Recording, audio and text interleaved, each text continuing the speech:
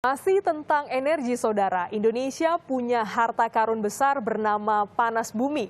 Potensinya nomor 2 terbesar di dunia. Tetapi namanya juga harta karun ya, butuh usaha keras untuk mendapatkannya sampai bisa dimanfaatkan untuk lingkungan yang lebih bersih.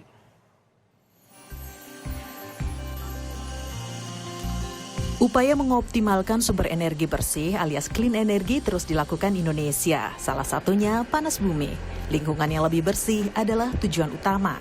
Kementerian Energi Sumber Daya Mineral (ESDM) menargetkan penambahan kapasitas pembangkit listrik tenaga panas bumi alias PLTP mencapai 3.355 MW.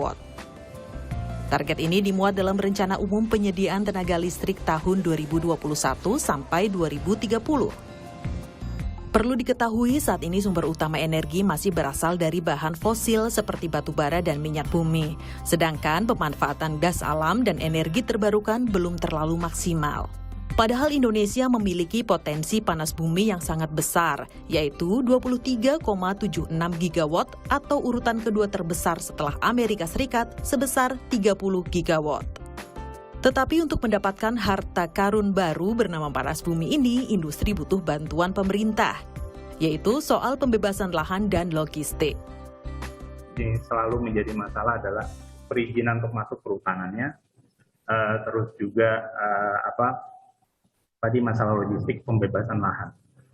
Jadi itu yang selalu menjadi masalah. Hanya untuk misalkan jalan aksesnya aja, itu bisa bertahun-tahun untuk bisa membebaskan lahannya. Jadi memang tax holiday is good. Semua fiskal insentif itu kita terima dengan baik dan kita dengan sangat terbuka dan terima kasih sekali dengan pemerintah. Tapi memang butuh lebih dari itu, yaitu tadi yang kesulitan-kesulitan di lapangan. Jadi memang dari sisi investor kita juga tidak hanya memikirkan memang uangnya, karena time is also money. Ya, kalau kita eksplorasi, kalau kita operasi itu membutuhkan bertahun-tahun, itu akan juga mempengaruhi keekonomian sebuah lapangan tersebut. Jadi itu yang mungkin mesti dibantu bagaimana caranya dari pemerintah untuk membantu hal tersebut, pembebasan lahannya, akses dan masalah sosial. Secara ekonomi, panas bumi yang bisa menjadi sumber listrik punya banyak kelebihan. Di antaranya terbarukan, emisi CO2 dan polusi rendah, efisien lahan, tidak tergantung pada cuaca, harga relatif rendah, dan pilihan teknologi yang bervariatif. Asumsi biaya pengeboran panas bumi yang menjadi ongkos investasi per megawatt adalah 4,78 juta dolar Amerika Serikat. Tetapi secara general, eksplorasi dan pengembangan menelan investasi tertinggi. Meski sulit didapat, panas bumi diyakini menjadi clean energi paling stabil dibanding EBT lain. Surya, Bayu, dan lain sebagainya, itu prinsipnya mereka adalah intermittent. Jadi surya itu hanya bisa mungkin sepertiga hari ya, 6-8 jam mereka beroperasi. Sisanya harus pakai apa? Ya, mau tidak mau harus di backup dengan energi yang lain. Ya.